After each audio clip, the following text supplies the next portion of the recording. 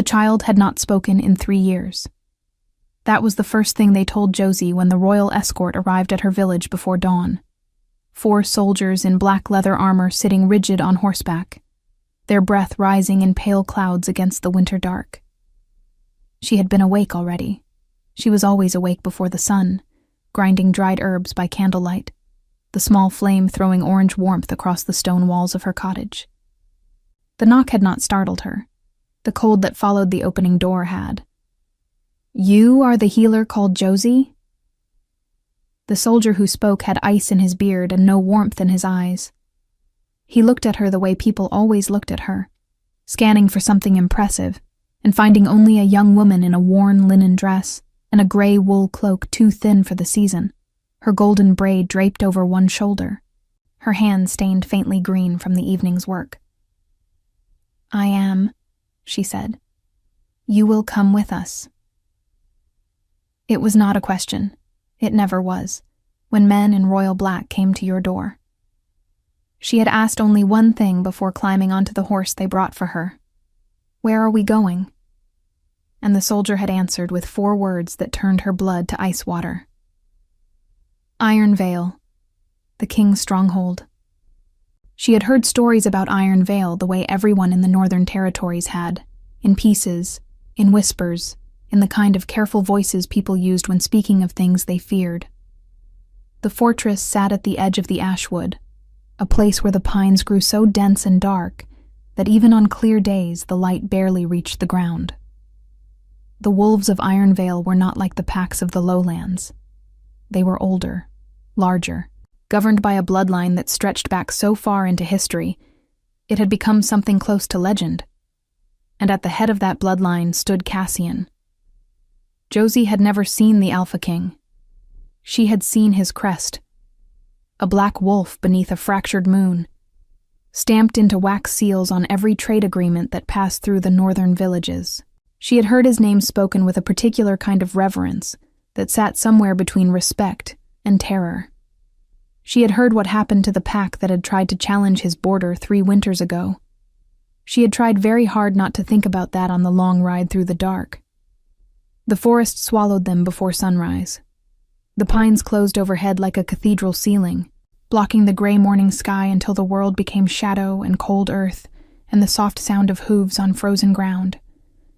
The air smelled of pine resin and wood smoke, and something deeper underneath, something wild and ancient that Josie could not name but felt in the back of her throat like a warning. Iron Vale emerged from the trees, like something the earth had grown rather than built. Its walls were black stone, rough-cut and massive, rising 3 stories above the tree line. Iron torches burned along the ramparts. Guards in fur-lined cloaks stood motionless at their posts, watching the escort approach with eyes that caught the torchlight in a way that was not entirely human. The gates opened without a word. Inside, the courtyard was wide and swept clean despite the frost. Stable hands moved quickly and quietly, taking the horses with practiced efficiency. A woman in a deep burgundy cloak met Josie at the foot of the steps, tall, sharp-featured, with silver-streaked dark hair pinned severely at her neck. She introduced herself as Wren, the king's head attendant, and her expression made it clear she had serious doubts about whatever plan had brought Josie here. "You should know," Wren said, her voice low as she guided Josie up the stone steps and through a heavy oak door banded with iron, "that 3 healers have come before you. All 3 left within the week. 2 asked to leave. 1 was sent away." "What happened to them?" Josie asked. "They could not help the boy. And the king does not respond well to failure." The interior of Iron Vale was warmer than Josie expected. Great hearths burned in every corridor, their heat rolling outward in welcome waves. The stone walls were hung with dark tapestries, maps, the mounted antlers of creatures she did not entirely recognize. Bookshelves lined the passages between rooms, filled with volumes in several languages. Whatever she had imagined a warlord's fortress to look like, it was not this dense, layered world of leather and old paper, and the persistent smell of pine smoke, and something herbal she could not immediately identify. She was brought to a room on the 2nd floor. stone walls, a narrow window, a hearth already burning, a bed with wool blankets and a pitcher of water on a wooden stand. Basic, but clean. More than she had in her own cottage. "You will rest," Wren said. "The king will see you at midday." "And the child?" Josie asked. "Can I see him first?" Wren paused with her hand on the doorframe. She turned to look at Josie with an expression that was difficult to read, somewhere between surprise and something that might have been the very earliest edge of hope. "The boy is 7 years old," she said quietly. "His name is Emmerich. He has not walked without pain since the accident 2 years ago, and he has not spoken a single word in 3 years.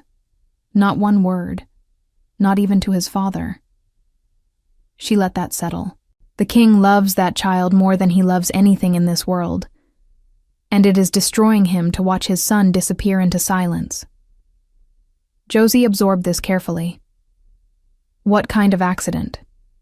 "That," Wren said, "is something you will need to ask the king." She left. The door did not lock behind her, which Josie noted with quiet relief. She did not rest. She sat on the edge of the bed and opened the worn leather satchel she had been allowed to bring, the one that held her dried herbs in small cloth pouches, her mortar and pestle, the beeswax tin of salve she made from calendula and pine resin, her journal of remedies written in her own cramped hand. She spread them on the blanket and looked at them. Humble things, simple things, tools that had helped with fevers and wounds and grief-born sleeplessness in a village of 200 people. Could they help a king's son who had forgotten how to speak? She was still turning that question over when the knock came at her door. Too light to be a guard, too hesitant to be Wren. She opened it. In the corridor stood a small boy in a heavy wool tunic, dark-haired, pale, with eyes the color of deep winter sky. He stood with one shoulder pressed to the wall, his left leg braced in a fitted wooden support strapped with leather at the knee and ankle. He was looking at her satchel, still spread on the bed behind her, with an expression of careful, cautious curiosity. He did not speak, but he did not leave either. Josie crouched down slowly, bringing herself to his height. She did not reach for him. She did not smile too wide or speak too loud. She simply looked at him the way she looked at wounded things, with patience and without pity. "You must be Emmerich," she said softly. He said nothing, but his eyes moved from the satchel to her face. "I have something in that bag," she said, "that smells like warm bread even though it isn't. Would you like to smell it?" A long pause. The corridor was very quiet. Then, slowly, Emmerich stepped through the doorway, and somewhere in the depths of Iron Vale, a door opened, heavy and deliberate, and footsteps that did not sound like anyone else's moved through the stone passage below. The Alpha King was coming. Josie heard him before she saw him. The footsteps were unhurried but weighted, the kind that belonged to someone who had never needed to announce himself because every room already knew he was coming. They climbed the stone staircase at the end of the corridor with a steadiness that felt almost deliberate, as if the man attached to them had decided long ago that rushing was beneath him. Emmerich heard them too.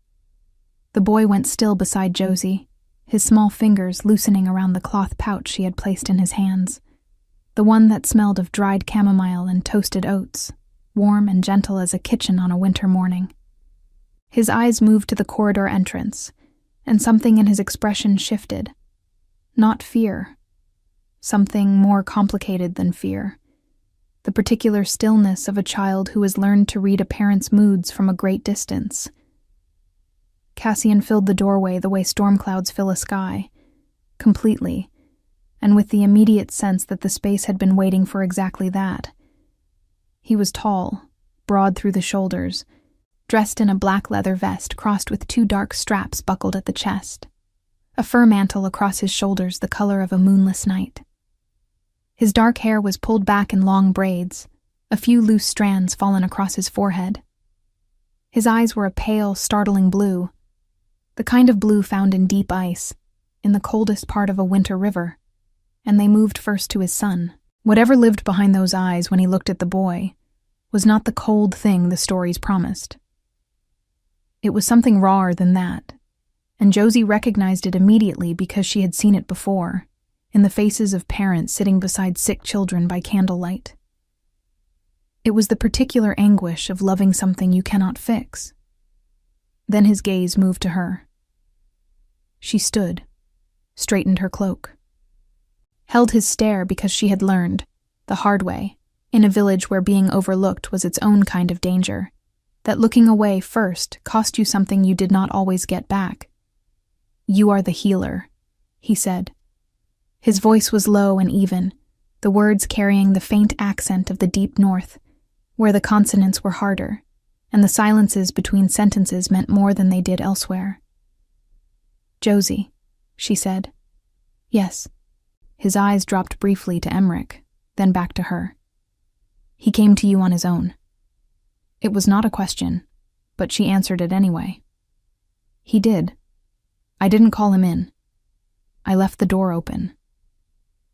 Something shifted almost imperceptibly in Cassian's expression. He looked at his son again, at the cloth pouch still held loosely in the boy's hands, at the way Emmerich had not retreated to the wall when his father appeared. "Come," he said to the boy, not unkindly. A different quality in his voice now, still low, but softer at the edges, worn smooth by repetition, by the specific tenderness of a parent speaking to a child who could not answer. Emmerich moved toward him without resistance, tucking himself against his father's side with the ease of long habit. Cassian's hand settled briefly on the boy's dark head. Then he looked at Josie. "Walk with me." They left Emmerich in the care of a quiet young woman named Petra, who appeared from a side room with the efficiency of someone who had been waiting nearby, and Cassian led Josie down a back corridor and through a heavy door into the eastern wing of Ironvale. This part of the fortress was less traveled. The tapestries here were older, their colors faded, their scenes depicting battles and forests and figures she did not recognize. The air smelled of cold stone and old candle wax. He brought her to a room she understood immediately was his study. A large oak desk dominated the center, buried under maps and rolled parchments weighted at the corners with river stones and iron ink pots. Bookshelves lined every wall, the volumes arranged with the kind of deliberate order that belonged to someone who spent real time in this room. A fire burned in the hearth. 2 chairs faced each other near the window, which looked out across the tree line of the ashwood, the pines dark and endless beneath a sky the color of pewter. Cassian did not sit. He stood near the window, arms crossed, and watched her take in the room with the evaluating stillness of a man who had spent years judging people quickly and rarely being wrong. "The last healer," he said, told me Emmerich's silence was permanent, that whatever had broken in him was beyond the reach of herbs and remedies. His jaw tightened briefly. "The one before that said the leg would never support his weight without the brace, that he would carry pain for the rest of his life." "And the third?" Josie asked. A pause.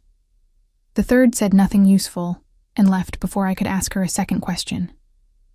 Josie moved to one of the chairs by the window and sat, folding her hands in her lap.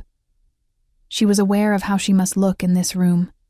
Small, plainly dressed, her cloak mended at one hem, her boots still carrying the mud of the forest road. She was aware that she did not look like someone capable of doing what 3 others had failed to do. She said it plainly anyway. "Tell me about the accident." The silence that followed was long enough that she thought he might refuse. He moved away from the window, pulled the second chair slightly to face hers, and sat. He did not lean back. He sat forward, elbows on his knees, hands clasped, staring at the floor between them. 2 years ago, he said, there was an attack on the border. A rival faction. Wolves from the southern reaches who had decided my leadership was a point of negotiation. His voice was flat, controlled. I was away from the stronghold. Emmerich was with his guardian in the outer courtyard. The attack breached the western gate. He stopped. Josie waited. Emmerich saw things a child should not see, he said finally, and in trying to run, he fell from the courtyard wall. The drop was significant. The leg was badly injured. By the time our physician reached him, he stopped again. His hands tightened against each other. He was already not speaking. The physician said the shock of what he had witnessed closed something in him, that the silence was his mind's way of protecting itself. "And the leg?" Josie asked gently. "The bone healed, but the nerves were damaged. He walks with pain. Some mornings he cannot put weight on it at all." The blue eyes came up to hers. "He is 7 years old. He should be running through this forest. Instead, he stopped himself, set his jaw, looked back at the fire. Josie was quiet for a moment, turning everything over with care. "I want to be honest with you," she said, "because I think you would prefer that to false promises." He looked at her with an expression that might have been the barest beginning of respect. "Go on." "I cannot guarantee outcomes. I can observe and listen and try things that the other healers may not have tried, because I approach these things differently. I don't believe the body and the mind heal separately.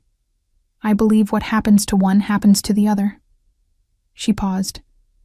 "Emmerich's silence and his pain may be more connected than anyone has told you."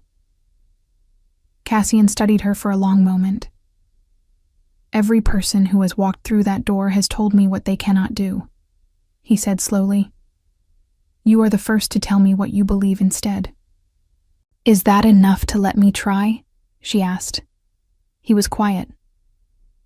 Outside, the wind moved through the ashwood, a low sound against the stone walls, like the forest breathing. "Ren will give you access to whatever you need," he said at last. "Herbs, supplies, the physician's records. You will have full access to Emmerich during the day. At meals, you will eat with the household." He stood, signaling the conversation's end. "But understand this, healer. That boy is everything that remains of something I was not able to protect. If you give him false hope—" "I won't," Josie said, rising. She met his gaze steadily. "I don't deal in false hope, only in honest effort." Something moved across his face, too fast to catch completely, gone before she could name it. He gave a single nod and turned toward the door. "One more thing," Josie said. He paused without turning. "Who is responsible for the southern faction that attacked your border?" The quality of his stillness changed entirely. "That," he said, his voice dropping to something very quiet and very controlled, "is a question I am still answering." He left. The fire crackled in his absence. Josie stood at the window and looked out at the dark, endless pines, and felt, with a certainty she could not entirely explain, that the answer to that question was going to matter before this was over. The first morning, Josie did nothing. This confused everyone. Ren found her in the corridor outside Emmerich's room before breakfast, sitting cross-legged on the cold stone floor with her back against the wall and her journal open across her knees, writing in her cramped, careful hand. The head attendant stopped and stared with the expression of someone who had expected to find a healer at work and had found a woman sitting on the floor instead. "You are not with the boy," Ren said. "Not yet," Josie answered without looking up. "I'm listening to the house." "The house," Ren repeated, as if testing whether the words made more sense the second time. "Every place has a rhythm," Josie said. "Who moves where, when. What sounds the boy responds to. What makes him pull inward. You learn more in one morning of watching than in a week of doing."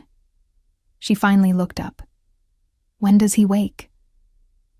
Ren's expression remained skeptical, but she answered, "Before dawn, usually. He doesn't sleep well." "Does he come out of his room on his own?" "Sometimes. He walks the east corridor. Always the same path. Does anyone walk with him? A pause. We tried. In the beginning. He stopped going when someone followed him. Josie nodded and wrote something down. And his father? When does the king take his morning meal? He rarely takes a morning meal, Wren said. He is usually in the war room by first light. Does Emmerich know that? Wren blinked. I'm not certain what you mean. Does the boy know where his father is in the mornings? Or does he wake up and not know? The silence that followed was longer than it should have been for a simple question. Wren looked at the closed door of Emmerich's room, then back at Josie, and something in her sharp face shifted. The particular discomfort of someone realizing they have overlooked something obvious for a very long time. I don't know, she said quietly. That's useful, Josie said. Thank you. She spent the morning learning the stronghold the way she learned new herbs. Slowly, by touch and observation, resisting the urge to name things before she understood them. She walked the east corridor 3 times, noting the quality of the light through the narrow windows, the warmth near the hearths, the places where drafts came through gaps in the stone. She visited the physician's storage room, where Wren had arranged full access as promised, and spent an hour reading through the carefully kept records of Emmerich's treatment. The splint, the poultices, the tinctures for pain, all dutifully applied, all producing modest and temporary relief. The physician's name was Aldrich. She found him in the storage room on her second visit. A thin older man in a brown wool coat who looked at her with the calm wariness of someone who had been doing his job competently for 30 years and was not particularly interested in being shown how to do it differently. You've read my notes, he said. It was an observation, not a welcome. Thoroughly, she agreed. Your documentation is excellent. He softened fractionally at that. The leg responds to warmth and elevation. The pain is worst in cold weather and after long periods of stillness. He crossed his arms. I have tried every compound I know for nerve damage. The improvement has been minimal. What about his sleep? Josie asked. Aldrich frowned. He sleeps poorly. I've noted it. Have you treated it? I gave him a mild valerian preparation. He refused it after the second night. Did anyone ask him why? The physician's frown deepened. He doesn't speak. He doesn't speak in words, Josie said carefully. That's different from not communicating. Aldrich looked at her for a long moment with an expression that moved through irritation and came out somewhere closer to reluctant curiosity. What are you suggesting? I'm suggesting, she said, that Emmerich has been telling people things for 2 years that no one has known how to hear. She closed the record she was holding and set it back in its place with care. I'd like to work alongside you, not instead of you. Your knowledge of his physical condition is irreplaceable. I just want to add something to it. Another long look. Then, unexpectedly, Aldrich pulled a stool from beneath his work table and sat down, gesturing to the one across from him. Tell me what you're thinking, he said. By midday, Josie had a plan. It was not dramatic. It did not involve rare compounds or complicated procedures. It was, in fact, so simple that she expected resistance when she explained it to Wren over a bowl of thick barley soup in the kitchen. A large, warm room that smelled of wood smoke and roasting root vegetables and the sharp green scent of fresh herbs hanging in bundles from the ceiling beams. I want Emmerich to know where his father is every morning before he gets out of bed, she said. Not a visit, just a note. Or an object. Something that tells the boy his father is in the war room, or the east courtyard, or wherever he is. So that when Emmerich wakes up in the dark, he is not waking up to uncertainty. Wren was quiet, her soup forgotten. I want a small hearth lit in the east corridor before dawn, Josie continued. So that when he walks toward warmth instead of cold. And I want to begin sitting with him in the afternoons, not to treat him, not to ask anything of him, just to be in the same room, doing my own work, available if he chooses to come close." "That is your treatment?" Ren asked. Her voice was carefully neutral, but Josie heard the doubt underneath. "It is the beginning of it," Josie said. "Trust cannot be rushed. And I genuinely believe, that Emmerich's silence is rooted in a feeling of profound unsafety. His world became dangerous without warning. The people around him could not protect him, so he pulled inward, where nothing could reach him." She paused. "Before I can ask his body to heal, I need his mind to believe that it is safe to try." Ren looked at her for a long time. Outside the kitchen window, snow had begun to fall, soft and steady, blurring the tree line of the ashwood into pale gray shapes. "The king will want to know your plan," Ren said finally. "I know," Josie said. "Will you tell him, or should I?" "You should," Ren said. And then quietly, almost reluctantly, "He listens better to people who look him in the eye when they speak." She found Cassian in the war room, as the afternoon light faded to the color of ash.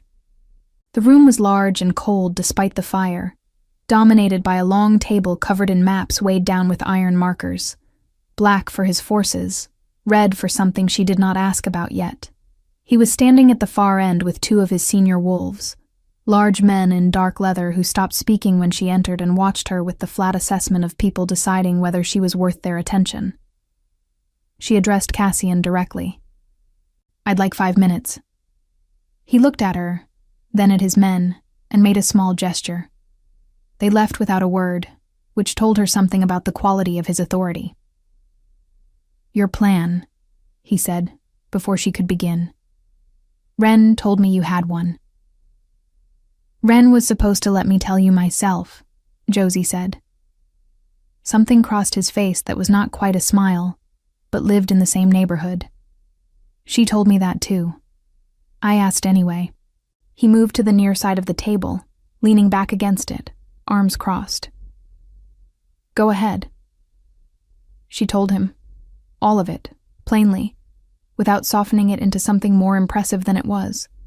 The morning notes, the hearth in the corridor, the quiet afternoons, the philosophy underneath all of it, that Emmerich's healing needed to begin with safety before it could reach anything else.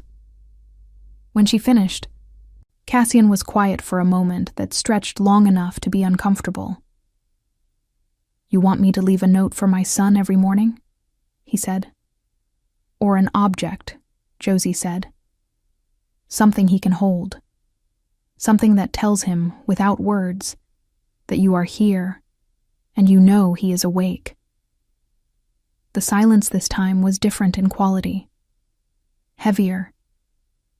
She watched something move through the Alpha King's expression, through the controlled, weathered surface of it, and reach something underneath that was considerably less controlled. "I have sat outside his door at night," Cassian said very quietly. "When he has nightmares. I sit in the corridor until he quiets, because if I go in, he startles." He paused. "He doesn't know I'm there." "He might," Josie said gently. "Children often know more than we think they do." Cassian looked at the map spread on the table between them, at the red iron markers clustered at the southern border. His jaw was set, his eyes distant, and Josie had the sudden clear sense that the southern faction, whoever they were, was not a finished problem. That the danger that had taken his son's voice was still out there, wearing a different shape. "Do what you think is right," he said at last. "I'll leave something for him tomorrow morning." "What will you leave?" she asked. He was quiet for a moment. Then, "He used to carry a small carved wolf, pine wood. I made it for him when he was small." He stopped. He stopped carrying it after the attack. It's been on the shelf in his room for 2 years. Josie kept her voice very steady. "Leave it outside his door. Just set it there. Don't knock. Don't wait." Cassian nodded once. He turned back to his maps, and Josie understood she was dismissed. She was almost to the door when his voice reached her, Healer. She turned. He was still looking at the map, not at her. But his voice, when he spoke, had lost its careful evenness. "Do you think it will work?" he asked. Josie considered lying. Considered the comfortable, professional middle ground of cautious optimism that asked nothing of either of them. Instead, she said, "I think your son came into my room yesterday and stood beside me for 20 minutes without being asked. I think that means something is already working." She left before she could see his expression change, but she heard it. The small, involuntary exhale of a man who had been holding his breath for a very long time. The carved wolf was gone from the shelf. Josie noticed it on her third morning at Iron Vale, when she passed Emmerich's open door and caught a glimpse of the empty space where Wren had told her it sat. A small rectangular gap in the dust between two heavier books. The kind of absence that only becomes visible once you know what belonged there. She did not mention it. She simply noted it the way she noted everything, quietly and with care, and continued down the east corridor to where she had set up her afternoon space. She had claimed a small alcove off the corridor, a wide stone ledge beneath a tall window that let in the gray northern light, with a wooden stool and a low table where she spread her work. Every afternoon she sat there and did exactly what she had told Wren she would do, her own work. Sorting herbs, grinding compounds, writing in her journal, being present without requiring anything in return. On the first afternoon, Emmerich had not come. On the second, she had heard his uneven step in the corridor, the soft drag of the brace against the stone, and then silence, as if he had stopped just around the corner and stood listening. On the third afternoon, he appeared at the entrance to the alcove and sat down on the floor 3 feet from her stool, folding his legs carefully beneath him, and watched her work. She did not look up immediately. She finished grinding the dried pine bark she was working with, the scraping sound of the mortar filling the quiet between them. And then she set it aside and reached into her satchel for a length of dried lavender and a small piece of linen. "I'm making a sleep bundle," she said conversationally, as if continuing a discussion they had already been having. "You put it under your pillow, and it helps your mind settle at night. Want to help me tie it?" She set the lavender and linen on the ledge between them, within his reach, and went back to her journal. A long pause, then the soft sound of small hands on dried stems. She did not look. She wrote 3 lines about the pine bark preparation, her handwriting steady, her breathing deliberately slow. When she finally glanced sideways, Emmerich had tied the bundle, imperfectly, the linen bunched unevenly at one end, and was holding it up to examine it in the gray window light. His expression was focused and serious in the way children's faces become when they are doing something that matters to them. He set it down on the ledge and looked at her. She picked it up, examined it with genuine attention, and nodded. "That's well made," she said. "Better than some I've made myself." He did not smile, but something around his eyes changed. An easing, small and careful, like the first thaw at the edge of a long winter. What Josie had not anticipated was Wren. She had categorized the head attendant from the beginning as skeptical but professional. Someone who would maintain civil distance while waiting for Josie to fail. What she had not expected was for Wren to appear at her alcove on the 4th morning, with a cup of hot tea and the expression of carefully suppressed something. "He ate breakfast," Wren said, setting the tea down without being asked. "All of it. He usually leaves half." "What did he have?" Josie asked. "Porridge with dried apple. It's what he always has." "Did anything change about how it was served?" Wren paused. "I put a small sprig of dried lavender beside the bowl, as you suggested." "And the hearth in the east corridor?" "Lit before dawn, as you asked." Wren's hands folded in front of her, a habitual gesture. "He walked this morning." Petra watched from a distance. He walked further than usual and came back on his own. Josie wrapped both hands around the tea. The cup was good ceramic, warm and solid. "He's beginning to trust the space," she said. "The predictability is helping. His body knows what to expect, and when the body stops bracing for shock, it starts to release tension it's been carrying." Ren looked at her steadily. "Is that what's keeping him in pain? Tension?" "Partly," Josie said. "The nerve damage is real. But the body under sustained fear holds itself in ways that compound pain significantly. Muscles grip. Circulation slows. The signals that should travel normally through damaged nerves get crowded out by the body's constant state of alert." She paused. "Emmerich has been afraid for 2 years. Not of anything he can point to. Just afraid, the way you are afraid when you have seen that safety can end without warning." Ren was quiet for a moment. Then, with the careful deliberateness of someone revealing something they had kept close, "His mother died when he was 3. Cassian raised him alone." She looked out the narrow window. "I have been in this household for 11 years. I have never seen the king afraid of anything. But when Emmerich stopped speaking," she stopped, started again. "He didn't sleep for 4 days. He sat with the boy and read to him from those maps and histories, page after page, just so Emmerich would hear his voice. Nothing else. Just his voice." Josie looked at the tea in her hands. Something had shifted in her chest. Something that had no business shifting, she told herself firmly. She was here to do a job. That was all. "He should keep doing that," she said. "The reading. Whatever he reads, it doesn't matter.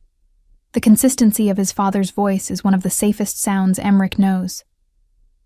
It was Aldrich who found the complication.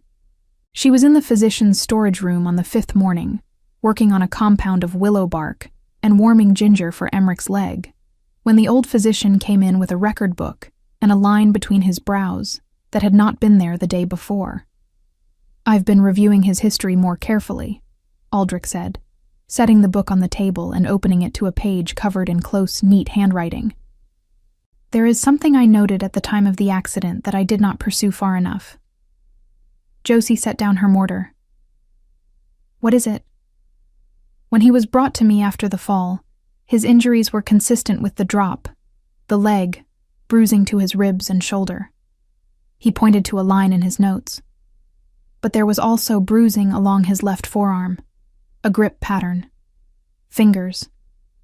He looked up. "Someone held the boy before he fell. Or caught him part way, and held hard enough to bruise." Josie stared at the page. "Was that investigated?" "At the time, the assumption was that someone had tried to catch him," Aldrich said carefully. "But I have been looking at the shape of it again."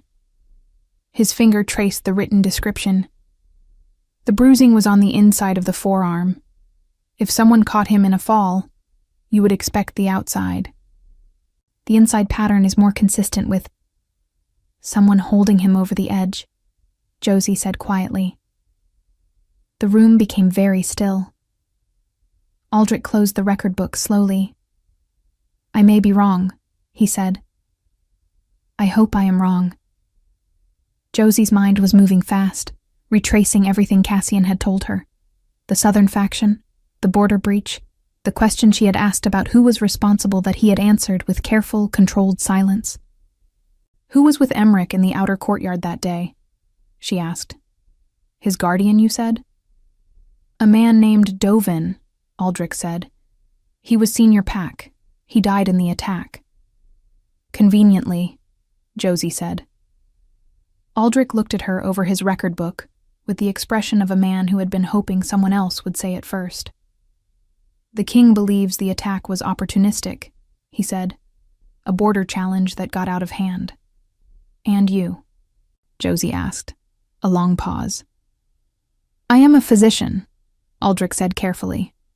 "I deal in what I can observe and measure." He picked up the record book and held it toward her. "But I think you should be the one to show this to the king." She almost went to Cassian that same evening. She had the record under her arm and a clear path to the war room. and she stood at the junction of two corridors for a full minute, weighing it. Then she heard Emmeric's uneven step coming from the direction of his room, and she turned and saw him moving toward the alcove. His alcove now, she thought, the place he had begun to treat as his, with the wooden wolf carved from pine held in his right hand. He was turning it over in his fingers as he walked, the way you turn something over when you are thinking about it from different angles. She put the record book under her arm and followed him. He was already on the floor by the window when she arrived, the wolf set upright on the stone ledge in front of him. He was looking at it with an expression she had not seen on his face before. Not the careful blankness he wore as default, not the focused seriousness of task. Something older and more complicated. A feeling working its way up through 2 years of silence. Josie sat on her stool and waited. The winter light outside had gone the pale amber of late afternoon, the ashwood trees throwing long shadows across the snow. A raven crossed the window frame and disappeared. The fire in the corridor hearth popped once, softly. Then Emmerich picked up the carved wolf, held it toward her, and set it in her hand. Not to give it to her. She understood immediately that this was not a gift. It was a showing. He was showing her something that mattered to him, asking her, in the only language he currently trusted, to see it. She held it carefully. It was small, dense, the pine wood worn smooth from years of small hands. The carving was detailed, the grain of the wood used to suggest fur, the legs mid-stride, the head lifted. Someone had made this with real patience, real care. "Your father made this," she said. Emmerich looked at her. His winter blue eyes, so like Cassian's it was startling, were very steady. "He still makes things," she said quietly, not certain this was true, but believing it entirely. That's not something a person stops knowing how to do. The boy's chin moved slightly, down and up, the smallest possible nod. Josie handed the wolf back. He held it against his chest and looked out the window at the amber-lit snow and the dark trees beyond, and Josie sat beside him in the fading light and did not say anything more, because nothing more was needed. But in the back of her mind, the record book sat heavy with what Aldrich had shown her, and the question that had been forming since her first night at Ironvale was solidifying into something she could no longer call uncertainty. The attack on the border had not been random. Someone had sent those wolves to Ironvale. And someone inside these walls, someone close enough to Emmerich to be trusted with his care, had made sure the boy could not speak about what he had seen. The danger was not past. It was waiting. The name came from an unexpected place. Josie had been at Ironvale for 9 days when she found the second record. Not in Aldrich's storage room, but in the library on the ground floor. A long room that smelled of old leather and pine resin, and the particular dry cold of a space that held more books than fires.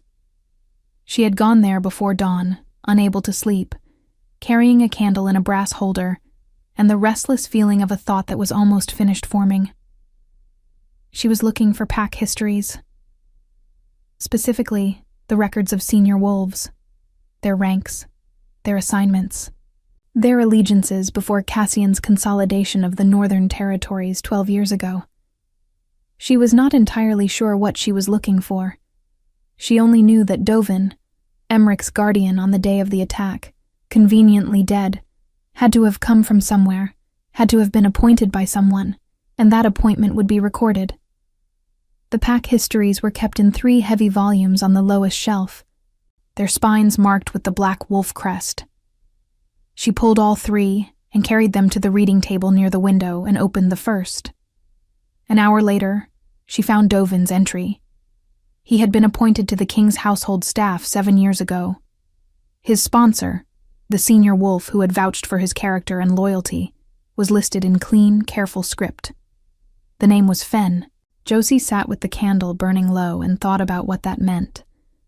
She had heard Fen's name twice since arriving. Once from Ren, in passing. He was described as the king's oldest advisor, a wolf who had served the pack since before Cassian took his father's place. and once from one of the soldiers in the courtyard, who had spoken his name with the particular deference people reserved for someone whose authority was older than the current order. An advisor, a man of long-standing trust, a man who had placed Emmerich's guardian in his position. She closed the book carefully and sat in the cold library with the candle guttering in a thin draught and the first gray suggestion of dawn appearing at the window. Her heartbeat was deliberate and steady, the way it went when she was frightened and refusing to let the fear make decisions for her. She needed to tell Cassian. Today. Before another day passed and she was not sure why, only that the urgency had settled into her bones like cold. She did not get the chance immediately. The morning arrived with unexpected disruption, a commotion in the outer courtyard, voices raised, the sound of horses arriving hard and fast over frozen ground. Josie heard it from the corridor and followed the sound to a window overlooking the yard below, where 3 riders had dismounted from horses dark with sweat, despite the winter cold. They were speaking rapidly to Cassian, who had come down from the war room already dressed for cold weather, his fur mantle across his shoulders, his expression a controlled mask that she had learned to read well enough to see the alarm underneath. One of the riders handed him a rolled document sealed in red. Whatever was written in it, Cassian read it once, then looked up at the tree line beyond the gate, with the stillness of a man absorbing something he had been half expecting and fully dreading. Wren appeared at Josie's elbow as if conjured by the tension. "Border report," she said quietly. "The southern faction has moved. They've pushed 3 miles into the neutral territory. It's a provocation. They're daring him to respond." "Will he?" Josie asked. "He has to," Wren said. "Silence reads as weakness. Weakness invites worse." She folded her hands. "He'll ride out within the day." Josie watched Cassian below. He had rolled the document and handed it back to the rider, and now he was issuing instructions in the low, carrying voice she had heard him use in the war room. Clear, economical, no word wasted. Around him the courtyard was beginning to move with purposeful urgency. Stable hands, soldiers checking weapons. "Wren," Josie said carefully. "Where is Fen this morning?" Wren glanced at her. "In his quarters, I imagine.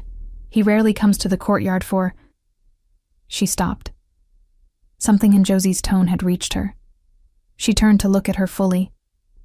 "Why?" "I need to speak with the king before he rides out," Josie said. "Alone. And I need you to trust me without an explanation for the next 10 minutes. Wren studied her with sharp, assessing eyes. Then she gave a single nod. "I'll get you access, quickly." Cassian was in the war room for exactly 6 minutes before riding out, and Josie used 4 of them. She laid the pack history open on his map table, her finger on Dovin's entry, and set Aldrich's record beside it. She did not soften it. She told him everything, the grip bruising on the inside of Emmerich's forearm, the shape of the pattern, what Aldrich believed it suggested. She told him about Dovin's sponsorship and the name beside it. Cassian did not move while she spoke. He stood at the table with both hands flat on the maps, and the quality of his stillness was different from any she had seen from him before. It was not the controlled stillness of authority. It was the stillness of someone absorbing something that was rearranging everything they thought they understood. When she finished, the silence lasted long enough that she heard the wind against the shuttered window and the distant sound of horses in the yard below. "Fen," he said. Not a question, barely even a word. Just a name, said in a voice she had not heard from him before. "I may be wrong," Josie said. "The evidence is not certain, but I believe you should know before you ride toward the people he may be working with." Cassian looked at the pack history, at Dovin's name, at the careful script of Fen's sponsorship beneath it. He was utterly still for another moment, and then something moved across his face. Grief, she thought. That particular shade of grief that belongs to betrayal by someone trusted. And then it was gone, sealed behind the controlled mask, packed away for later. "You will not be alone here while I'm gone," he said, His voice was even. "I will leave 6 wolves I trust absolutely. Wren has authority over the household. You continue with Emmerich." He looked up at her. "Does he know I'm leaving?" "Not yet," Josie said. "I will tell him myself." He straightened, picked up the record she had brought and rolled it carefully. "I'm taking this with me." He met her eyes. "You could have waited to tell me this. It would have been easier." "Easier for who?" she asked. Something shifted in his expression.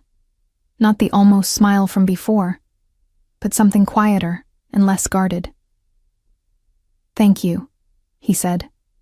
Plain and direct, the words carrying more weight for their plainness. He was gone before she could answer.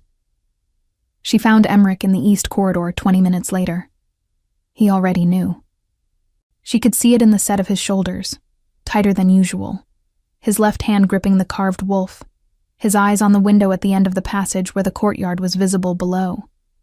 From up here she could see Cassian in the yard, mounted now on a dark horse, his black fur mantle sharp against the white of the frozen ground. She sat beside Emmerich on the corridor bench, a low wooden thing, worn smooth, and looked out the window with him. Below, Cassian looked up. It was brief, just a moment of his pale blue gaze lifting toward the window where his son stood watching him. He held it for 2 heartbeats, then raised one hand, a simple, unhurried gesture, no drama in it, and turned his horse toward the gate. Beside Josie, Emmerich exhaled. It was the longest, most deliberate breath she had heard from him. A breath that came from somewhere deep, released slowly, carrying something with it on the way out. She did not speak. She sat with him while the horses passed through the gate, and the sound of hooves faded into the frozen forest, and she was aware that something important was happening in the space between them, some further loosening of the tight, frightened thing that had been holding him inward for 2 years. After a long time, he held the carved wolf out, turned it in his hands once, and set it on the bench between them. Then he looked at his left leg. Looked at it the way you look at something you have been afraid to examine too closely. His jaw was set. A small jaw. A child's jaw. But carrying an expression she recognized as determination. He put his hand on his knee, pressed down gently. Then he did something she had not seen him do. He shifted his weight forward, straightening the leg, pushing his foot flat against the floor, and he held it there. She knew it hurt. She saw it in the tight line around his mouth. She did not tell him to stop. She reached slowly into her satchel and brought out the small warming salve she had prepared 3 days ago, the compound of pine resin and ginger and beeswax that Aldrich had approved, designed to encourage circulation and ease the cold stiffness in damaged nerves. She held it out to him flat on her palm, not pushing it toward him, just making it available. He looked at it, looked at her. She nodded once. He took the tin, opened it with both hands. It smelled of warm pine and something sweet underneath, and looked at it for a moment. Then he looked at his leg again. What happened next was so small that someone watching from the doorway might not have noticed it at all. Emmerich dipped 2 fingers in the salve and pressed them, carefully and deliberately, to the skin above his brace. He worked it in with small circular movements, his brow furrowed with focus, his breathing steady. He was treating himself, taking the first active step in his own healing, on his own terms, in his own time. Josie kept her hands folded in her lap and looked out the window at the tree line where the riders had disappeared, and felt something fill her chest that she could not name precisely. It was not triumph. It was not the satisfaction of a remedy working. It was something closer to the feeling of watching a door, long stuck, finally decide to open. She did not hear Fen approach. She heard Wren's sharp intake of breath from further down the corridor, and that was enough. She turned. The man standing at the corridor entrance was older than she had imagined from his name in the records, broad-shouldered but gone to gray, with the weathered, authoritative face of someone who had spent decades being listened to. He wore a heavy wool cloak in dark green, and his eyes, when they moved from Wren to Josie to the boy on the bench, were doing a rapid, careful calculation. He looked at the open-pack history record in Josie's satchel, the edge of it visible above the leather flap, and she understood, with cold, complete clarity, that he had seen it, and that he knew she had shown it to Cassian, and that whatever careful plan had been unfolding in the shadow of Iron Vale for months had just been seen. "Healer," Fen said. His voice was warm and measured, built for reassurance. "I heard the king has ridden out. I wanted to check on the boy." Josie did not move from the bench. She did not stand. She held his gaze and kept her voice even and her hands very still. "He's fine," she said. "He's resting." Fen's eyes moved to Emmerich, who had gone absolutely still beside her, the carved wolf back in his grip. Then they moved back to Josie, and the warmth in them thinned just slightly at the edges, just enough to show what was underneath. He smiled. "Of course," he said. "Then I'll leave you to it." He left. Josie waited until his footsteps had rounded the far corner. Then she put her hand very gently on Emmerich's shoulder, not gripping, just resting, a steady presence, and said, as calmly as she could manage, "We're going to go sit with Wren now. Come with me." Emmerich stood. He took her hand. It was the first time he had reached for anyone in 2 years.